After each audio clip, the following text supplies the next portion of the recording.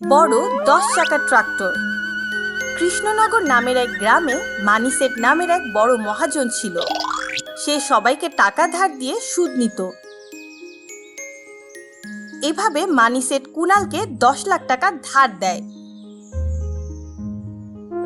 কিন্তু কুনালের ফসল ভালো হয় না এবং সে মানিসেটকে তার টাকা ফেরত দিতে পারে না। তাই একদিন মানিসেট কুনালের বাড়িতে যায়।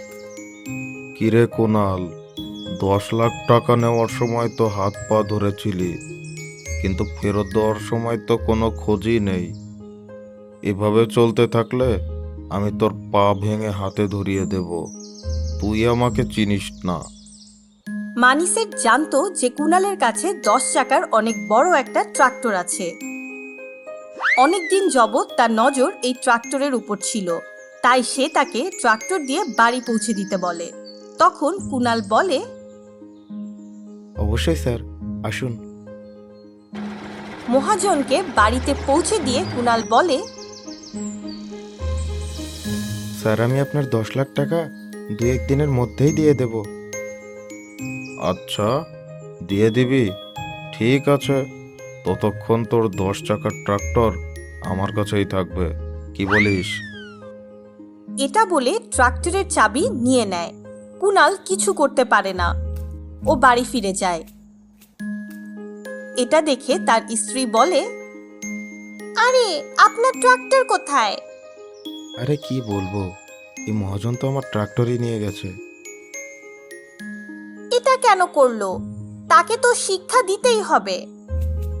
সেদিন রাতেই কুনাল ও তার স্ত্রী লুকিয়ে লুকিয়ে মহাজনের বাড়িতে যায় এবং ডুপ্লিকেট চাবি দিয়ে ট্রাক্টর বাড়িতে ফিরিয়ে নিয়ে আসে এবং সে ট্রাক্টরের রং পাল্টে ফেলে।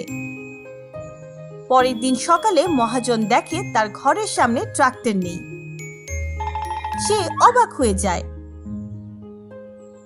এবং তখনই কুনাল একটা বক্সে করে 10 লাখ টাকা নিয়ে সেখানে আসে। আরে স্যার, যেমনটা বলেছিলাম, এই নিন আপনার 10 লাখ টাকা। আমি এই টাকা আমার বউয়ের গয়না বিক্রি করে নিয়ে এসেছি। এখন তো আমার ট্রাক্টর ফিরিয়ে দিন। আরে আরে কুনাল, এত তাড়াতাড়ি করার কি আছে? আর আর তোমার ট্রাক্টর আছে, কিন্তু এখন জমিতে নিয়ে গেছে। বিকেলে যখন ফিরে আসবে তখন নিয়ে যেও। আচ্ছা স্যার, ঠিক আছে। এটা বলে কুনাল ফিরে গেল এবং বিকালে টাকা নিয়ে আবার ফিরে আসলো, কিন্তু সেখানে কোনো ট্রাক্টর ছিল না। তখন কুনাল গ্রামের প্রধান ও সকল লোকজনদের ডেকে বলে, ভাই সাহেব, এই দেখুন, আমার ট্রাক্টর নিয়ে নিয়েছিল, কিন্তু এখন তিনি বলছেন আমার ট্রাক্টর চুরি হয়ে গেছে। আমার ট্রাক্টরের দাম 20 লাখ টাকা। এখন আমি কি করব? তখন গ্রামের প্রধান ও সব লোক মিলে ধারের 10 লাখ টাকা সহ মহাজনকে আরো 10 লাখ টাকা দিতে বলে এবং নিজেকে বাঁচানোর জন্য মহাজন কুনালকে 10 লাখ টাকা দেয়। আর এখন কুনালের কাছে অনেক বড় একটা ট্রাক্টর আছে এবং 10 লাখ টাকাও। আর এভাবে মহাজন তার অহংকারের কারণে শিক্ষা পায়। Oxygen cylinder অটোওয়ালা। সোমপুর নামের এক গ্রামে জগদীশ নামের এক লোক অটো চালাতো। তার ছেলে মাহি শহরে কেমিক্যাল ইঞ্জিনিয়ারিং এ পড়াশোনা করত। মাহি পড়াশোনা শেষ করে গ্রামে ফিরে আসে। তখন তাকে নিতে জগদীশ তার অটো নিয়ে স্টেশনে যায়। আরে আসো বাবা, আসো। মনে হচ্ছে তোমার পড়াশোনা শেষ হয়ে গেছে। তো এবার তুমি কি করতে চাচ্ছ? বাবা, আমি অন্যদের মতো চাকরি করতে চাই না। আমি চাই নিজে একটা ব্যবসা শুরু করতে, যাতে আমি আমার মতো আরো অনেক লোককে চাকরি দিতে পারি। বাবা, তার জন্য তো অনেক টাকা লাগবে। এক কাজ করো, কালকে গ্রামে ব্যাংক ম্যানেজারের মিটিং আছে। সে গ্রামের লোকদের অনেক ধরনের লোন দেয়। তুমিও সেখানে গিয়ে লোনের জন্য কথা বলো। জগদীশের কথা মেনে মাহি ওই মিটিং এর জন্য চলে যায়। গ্রামের একদম মাঝে এক লোনের মেলা আয়োজন করা হয় এবং গ্রামের সব লোক একত্রিত হয়। তখন এক মেয়ে বলে, ম্যানেজার স্যার, আমার এক ছোট দোকান আছে। আমি এই গ্রামে এক সুপারমার্কেট খুলতে চাই। এর জন্য আমার 10 লাখ টাকা লোন প্রয়োজন। ভালো পরিকল্পনা।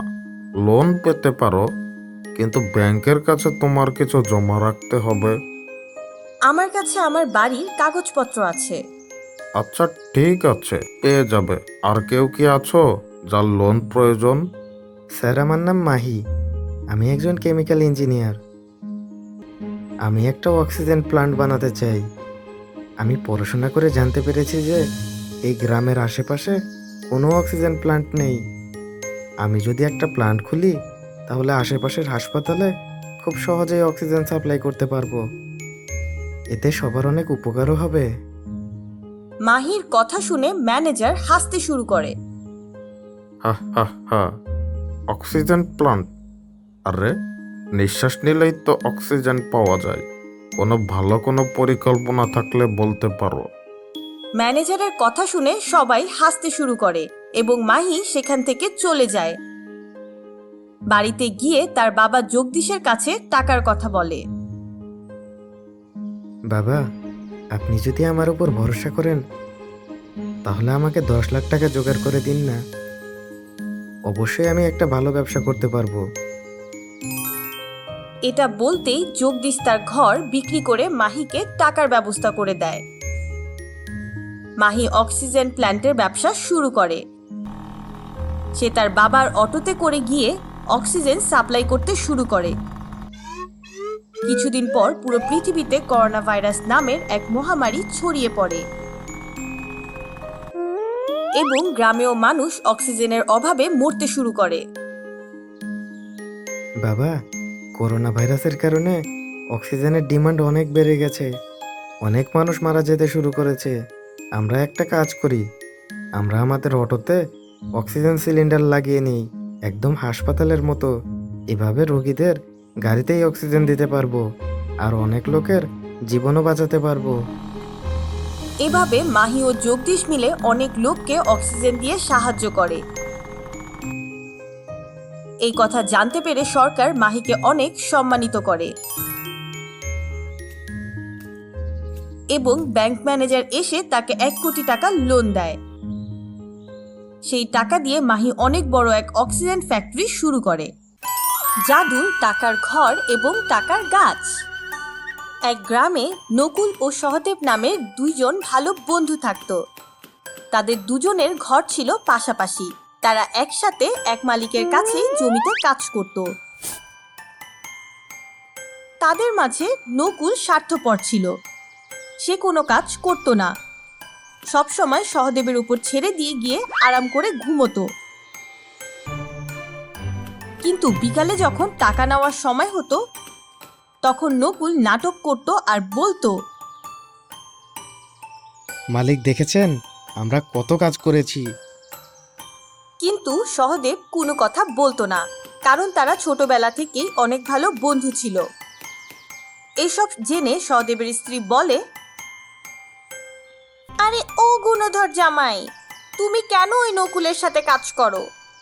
সে তোমাকে ঠকাচ্ছে, তুমি নিজেই কোনো কাজ করো না।